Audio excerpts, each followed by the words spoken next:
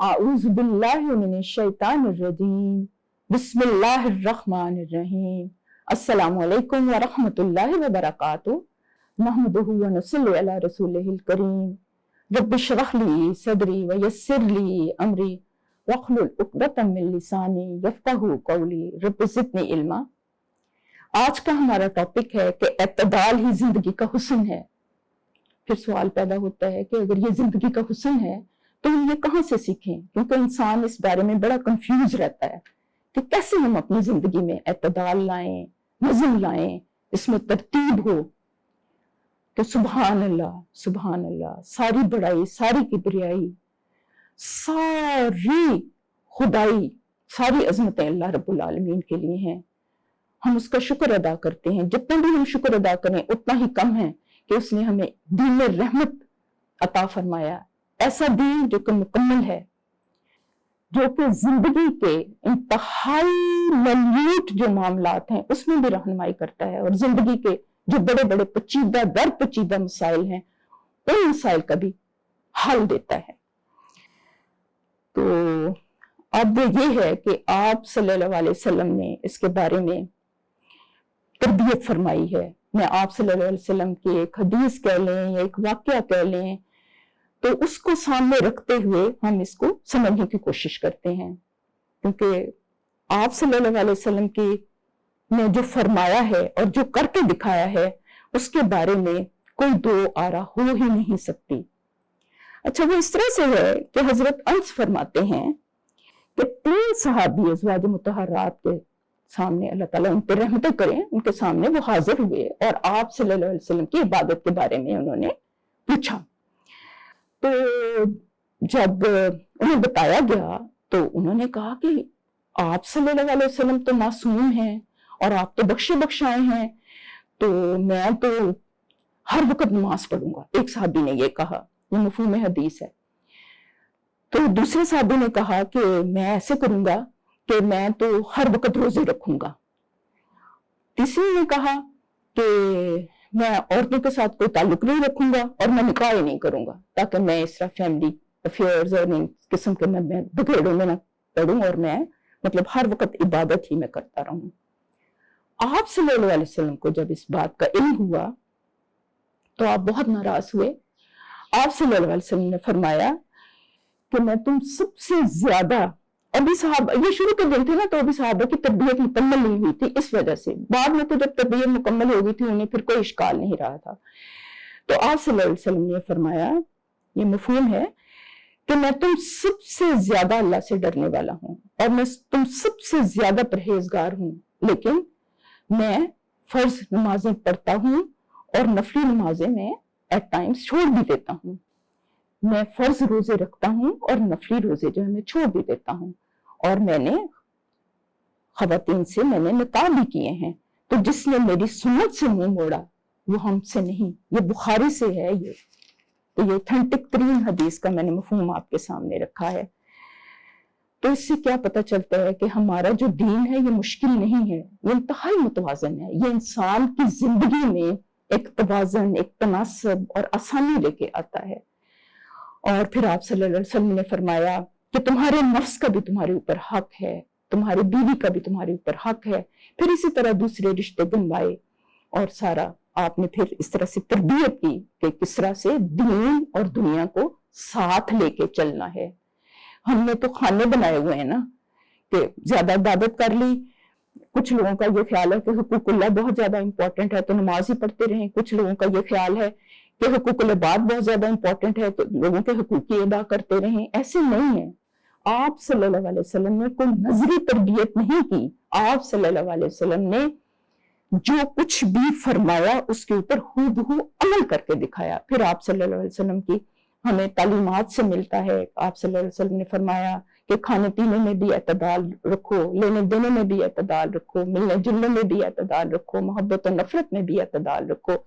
फिर बकायदा आपने उसका मिनट डिटेल्स भी बताएं कि खाने पीने में एतदाल से क्या मुराद है, कि अपने मतलब ना मैदे के 3 हिस्से कर लो, एक हिस्सा खाने के लिए, एक हिस्सा पानी के लिए, एक हिस्सा सांस के लिए, ताकि तुम्हारी सेहत के ऊपर इसका अच्छे असरात मुरतब हों।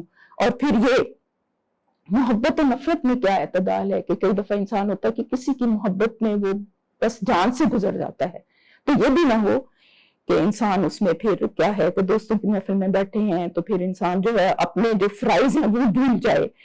تو اس میں بھی اعتدال، خوبصورتی، کہ کسی کو وہ کہتے ہیں نا کہ کسی کو اتنا بھی نہ چاہو کہ اگر وہ کل کو تمہارا دشمن بن جائے تو تمہیں پھر افسوس ہو، تمہیں بہت زیادہ تکلیف ہو، اور کسی کے ساتھ اتنی بھی نفرت نہ کرو کہ کل کو وہ تمہارا دوست بن جائے تو تمہیں شرمندگی ہو. تو یعنی بڑا خوبصورت کر کے آپ نے ان چیزوں کو بیان فرمایا ہے. پھر اللہ تعالیٰ نے خود قرآن پاک میں کہا ہے کہ تمہیں امت وسط بنایا، تم ایک درمیانی امت ہو، کیونکہ وہی چیز جو کہ اعتدال میں رہتی ہے نا اس میں ایک خوبصورتی ہوتی ہے، ایک حسن ہوتا ہے. انسان کو بھی دیکھ لیں تو انسان مطلب جو بھی متناسب باڈی ہوتی ہے وہ زیادہ بہتر لگتی ہے دیکھنے میں بھی، بہت پچکے ہوئے گال اور بالکل ہڈیوں کا ڈھانچہ، اس کی بھی کوئی شخصیت ایسی بہترین نہیں ہوتی. بہرحال اللہ کا یہ ہے نظام ہے، وہ کوئی اس میں کوئی حرج کی بات بھی نہیں ہے، لیکن مناسب یہی ہوتا ہے، اور بہت موٹا انسان بھی نہیں مطلب اتنا. تو وہ یہی ہے کہ اس کے بارے میں بھی یہ حسن ہے، خوبصورتی ہے، اور اللہ تعالیٰ خود جمال ہے، خوبصورتی کو پسند کرتا ہے، اور اس کے لیے انسان کو چاہیے کہ اپنے آپ کو اس کے مطابق اپنی زندگی کو، اپنے نظام کو اس طریقے سے وہ چلائے اپنی پریکٹیکل لائف کو. پھر ہے کہ جو اعتدال کا جو لفظ ہے نا یہ اپنے مطلب صرف اس کا جو مفہوم ہے نا یہ اس کا کینوس کافی وسیع ہے. اس کو ذرا اگر کھولیں تو اس ریکارڈنگ میں اتنا زیادہ وہ میں نہیں بیان کر پاؤں گی، لیکن ابتدائی سمجھ بوجھ کے لیے یہ میں ضرور میں بیان کروں گی کہ ہم اس اعتدال کو سب سے پہلے تو اپنے گھروں میں شروع کریں.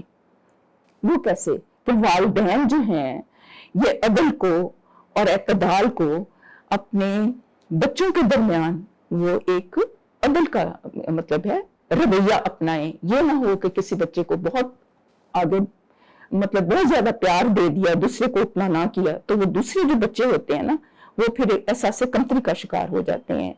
اس میں بھی ہے، رویے میں بھی عدل ہے. پھر یہ ہے کہ انفرادی سطح پر اپنے معاملات کو عدل سے نبھانا ہے. اجتماعی سطح کے اوپر حکمرانوں کے لیے یہ ضروری ہے کہ وہ اپنے ملک کے نظام کو عدل کی بنیادوں پر قائم کریں، تاکہ کیا ہو، اس کے کیا امپیکٹ ہو کہ معاشرے میں جب عدل ہوگا، معاشرے میں جب تناسب ہوگا، سب حقداروں کو ان کے حقوق ملیں گے تو فساد فی الارض نہیں ہوگا. کیونکہ جب ہر حقدار کو اس کا حق ملتا ہے تو پھر فساد نہیں ہوتا.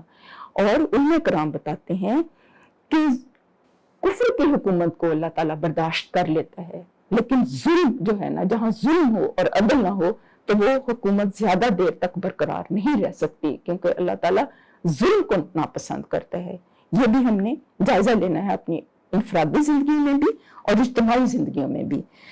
اس کے علاوہ ہم امت وسط ہیں، اس لحاظ سے بھی ہم نے اپنی ذمہ داریوں کو نبھانا ہے. پھر یہ کہ اللہ تعالیٰ قرآن پاک میں کہتا ہے نا کہ اے انسان، کس چیز نے تجھے اپنے رب کریم سے دھوکے میں ڈال دیا، جس نے تجھے پیدا کیا، مقصد سے درست کیا، تجھے متناسب بنایا، اور جس صورت میں چاہا تجھے تو جوڑ کر تیار کر دیا. تو اللہ تعالیٰ نے انسان کو کتنا متناسب، کتنا خوبصورت اور کتنا اعلیٰ بنایا ہے، اس سے اشرف المخلوقات میں سے اس کا درجہ دیا ہے. تو انسان اس کا بھی شکر ادا کرے کہ یا اللہ تیرا کتنا شکر ہے، تو نے ہمیں مطلب ایک باڈی دی ہے. یہ بھی ہم سوچتے نہیں ہیں نا، ہم چیزوں کو ٹیک اٹ ایز گرانٹیڈ لیتے ہیں. ہماری باڈی ایک اللہ تعالیٰ کی بہت بڑی نعمت ہے. یہ اپنے طور پر ایک عالم اصغر ہے. ایک تو پوری دنیا ہے نا، کائنات ہے. کائنات کو جب دیکھتے ہیں تو ہمیں اللہ تعالیٰ کی قدرت کی نشانیاں نظر آتی ہیں. اسی طرح جو ہماری باڈی ہے یہ بھی عالم اصغر ہے. اس کا ایک ایک جو جز ہے، اس کا ایک جو اعضاء ہیں وہ اپنے اندر ایک بہت بڑی طاقت رکھتے ہیں. صرف یہ ہے کہ ہمیں یہ احساس ہو کہ ہم دنیا میں رہتے ہوئے ہم اپنی قوتوں کا، اپنی صلاحیتوں کا، اپنی انرجی کا اور اپنے وسائل کا ہم کس طرح سے استعمال کر رہے ہیں. کیا ہم ان کو پازیٹیو سائڈ پہ استعمال کر رہے ہیں یا نیگیٹو سائڈ پہ استعمال کر رہے ہیں. ہم کیسے لوگ ہیں، ہم دنیا میں رہتے ہوئے عدل کے نظام کو قائم کرنے والے ہیں یا اس میں دراڑ پیدا کرنے والے ہیں. یہ میں عرض کرنا چاہوں گی. پھر اس کے علاوہ ہے کہ اللہ تعالیٰ نے کائنات کو بھی عدل اور کس کے اوپر قائم کیا ہے. وہ ہم پڑھتے ہیں نا سورۃ الرحمن میں کہ اللہ تعالیٰ نے اس کائنات کو کس کے اوپر قائم کیا, تو تم اس کے نظام میں کوئی رخنا نہ ڈالو, تو تم بھی عدل کے اوپر قائم ہو جاؤ, حقدار کو اس کا حق دو. اور عدل کا کیا مفہوم ہے؟ علماء کرام بتاتے ہیں اس سلسلے میں کہ حقوق کا تناسب اور توازن, یعنی جس کا حق ہے اس کو حق اس کا ادا کر دیا جائے. تو اس چیز کو مد نظر رکھنا ہے. پھر یہ ہے کہ خرچ میں اعتدال, یہ بھی ایک انتہائی امپورٹنٹ نقطہ ہے کہ یہ ہمیں ملتا ہے نا آپ صلی اللہ علیہ وسلم کی تعلیمات میں کہ جو فضول خرچ ہیں وہ شیطان کے بھائی ہیں. تو اس سے بھی ہم نے خرچ میں بھی اعتدال کا رویہ اپنانا ہے. فرمان الہی ہے کہ اور وہ کہ جب خرچ کرتے ہیں نہ حد سے بڑھیں نہ تنگی کریں, اور ان دونوں کے بیچ اعتدال پر رہیں. یہ سورۃ الفرقان کی آیت کا ترجمہ میں نے آپ کے سامنے رکھا ہے کہ خرچ میں بھی اعتدال ہے, لینے دینے میں بھی اعتدال ہے. پھر فرمایا کہ اپنا ہاتھ اپنی گردن سے باندھ کر نہ رکھو اور نہ کھلا چھوڑ دو کہ تو بیٹھا رہے ملامت کیا ہوا تھکا ہوا. اس میں بھی ہمیں رہنمائی ملتی ہے. پھر فرمان رسول اللہ صلی اللہ علیہ وسلم کہ خرچ میں اعتدال آدھی مشیت ہے, کیونکہ مطلب یہ ہے کہ یہ بھی اللہ تعالیٰ کی حکمت سے آتا ہے. جب انسان اللہ تعالیٰ کے راستے کے اوپر چلنا شروع کر دیتا ہے نا, تو اللہ تعالیٰ سب سے پہلے تو انسان کی دنیا سنوار دیتا ہے, اس کو یہ حکمت عطا فرما دیتا ہے کہ وہ اپنے وسائل کو وہ بھی بہترین انداز سے کیسے استعمال کرے, وہ اپنی صلاحیتوں کو اپنی انرجی کو کس طرح سے بہترین استعمال میں کرے. اور یہ اللہ تعالیٰ کے کلام کے ساتھ جڑنے سے ہمیں یہ بصیرت ملتی ہے. بس یہ ہے کہ ہماری جو امنگیں ہیں, ہماری جو خواہشات ہیں, وہ اللہ تعالیٰ کے دین کے تحت آ جائیں.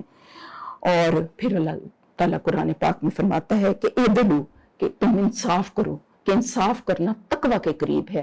اور یہ کہاں سے ہمیں حاصل ہوگا؟ قرآن کے ساتھ جڑنے سے, قرآن کے ساتھ رہنمائی کرنے کے. اور رب کی شان کیا ہے کہ وہ بھی خود عدل کے اوپر قائم ہے, وہ کسی کے اوپر ظلم نہیں کرتا. اللہ تعالیٰ کیا فرماتا ہے؟ بسم اللہ الرحمن الرحیم. یہاں سے یہ آغاز ہوتا ہے نا کہ وہ رحمان ہے, وہ رحیم ہے, وہ عدل کرنے والا ہے, وہ انصاف کرنے والا ہے, وہ احسان کرنے والا ہے. تو اس پر ہم قائم ہو جائیں. تو یہی ہمارا سبق ہے کہ ہم قل ان صلاتی و نسکی و محیای و مماتی للہ رب العالمین, آپ کہہ دیجئے کہ میری نماز, میری قربانی, میرا جینا اور میرا مرنا سب اللہ رب العالمین کے لیے ہے.